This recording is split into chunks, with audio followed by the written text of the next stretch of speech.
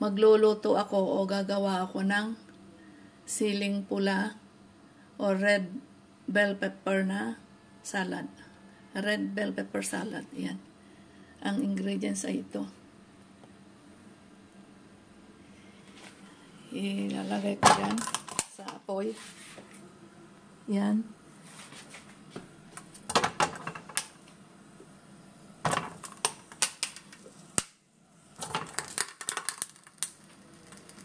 Mas maganda dito para mas mabilis at saka mas malinis.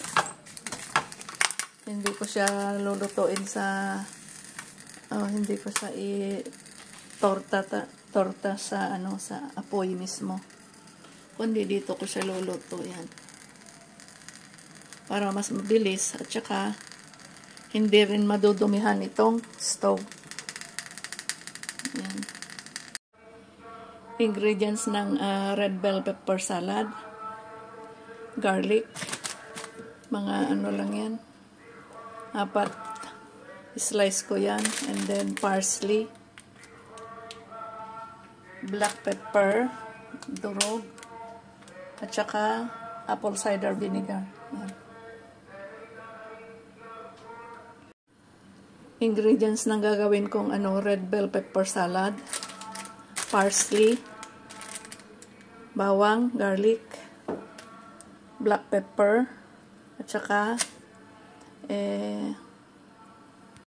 ingredients ng red bell pepper salad, garlic, yan, parsley, black pepper, at saka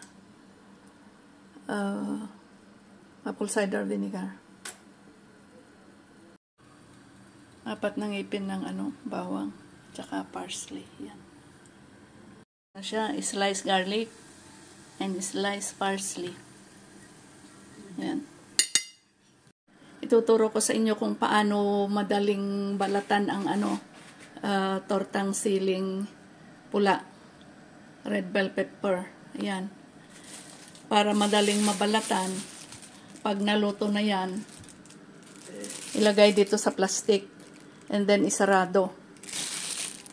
Ito na siya, nilagay ko sa loob ng plastic. And then, isasarado natin itong plastic. Sarado natin ng very tight. Yan, para, tawag doon pa sa makulong. Yung hindi, yung init, hindi lalabas. Anong tawag mo yan? Para hindi lalamig ng, madaling lumamig. Ano ba yan? Ito na siya, diba? Pagkatapos na na torta doon, ilagay ko na dito para isarado natin ng mahigpit para hindi madaling lalamig. Yan. Para manatiling mainit. Yun ang yan na siya, tightly closed, diba? Siguro mga lagay natin dyan ng mga 10 minutes. Diba maganda na dito magtorta ng siling pula o kaya talong. Yan para hindi kasi pag lulutuin natin sa dyan, masyadong madumi. Ayan. So mas maganda dito natin itotorta yung talong o kaya siling pula na yan. Tanggalin na natin dito sa plastic, guys. Yung itong siling pula. Ayan.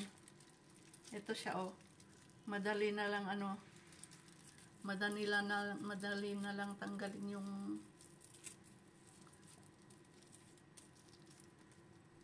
skin niya.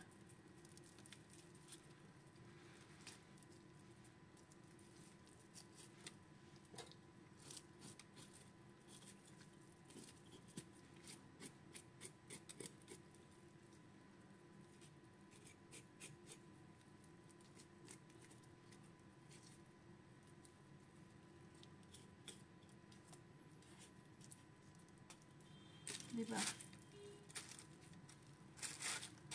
rin siya.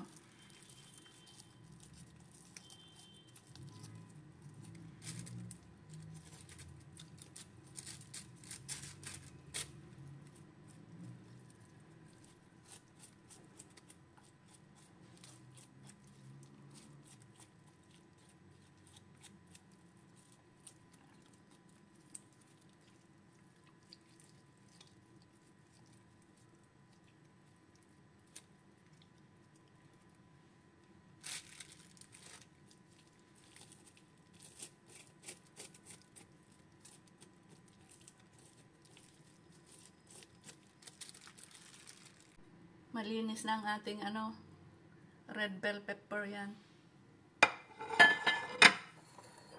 Ang gagawin ko, hihimay-himayin ko na lang.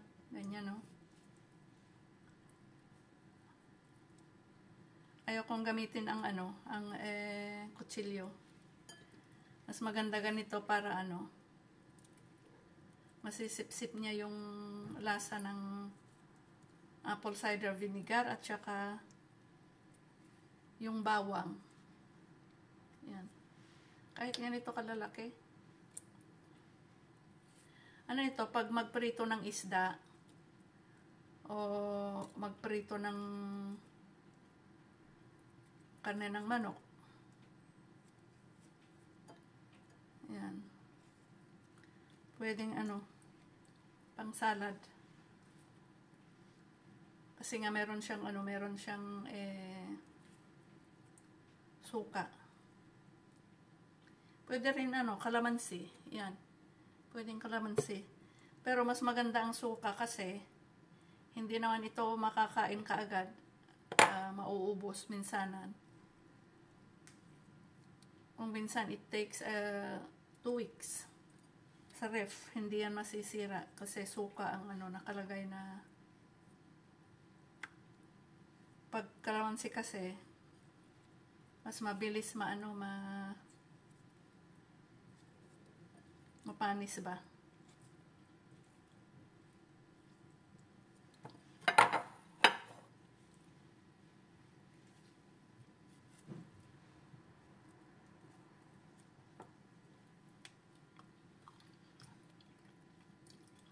Matamis siya.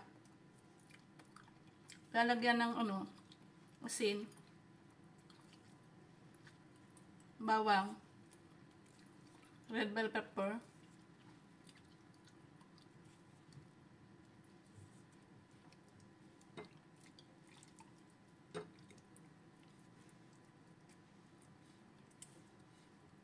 matamis siya basta wag yung pitas itong sili, red bell pepper, pero pagka matagal nang naka-display doon, hindi na masarap. Hindi na matamis. So, ang lasa nito pagka lagyan ng asin at saka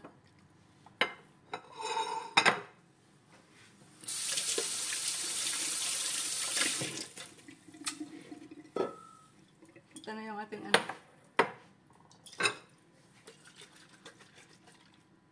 apple cider vinegar.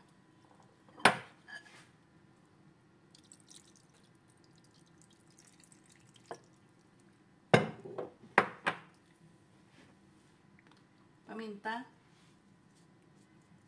Durog na paminta kasi wala akong wala akong whole paminta. Tsaka asin.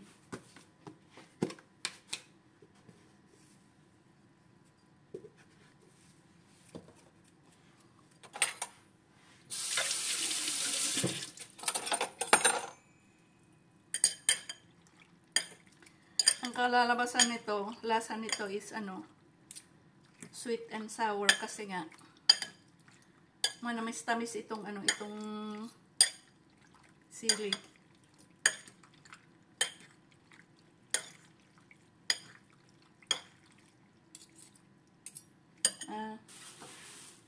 Lalagay ko na itong garlic.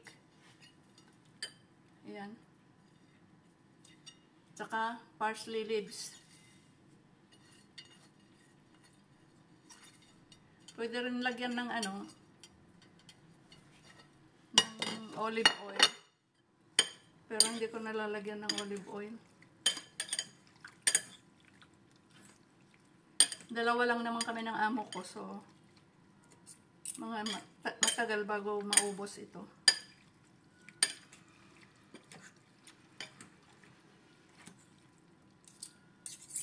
Ang red bell pepper ay mas marami daw ang vitamin C kesa lemon. Yan. Lemon.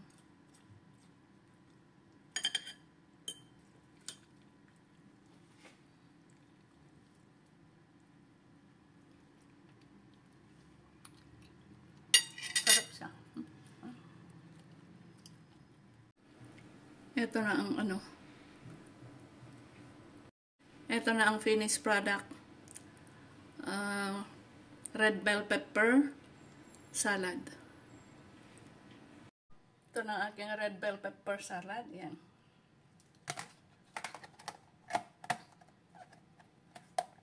Sarap siya. Tsaka pa nilagyan ko ng honey. Yan.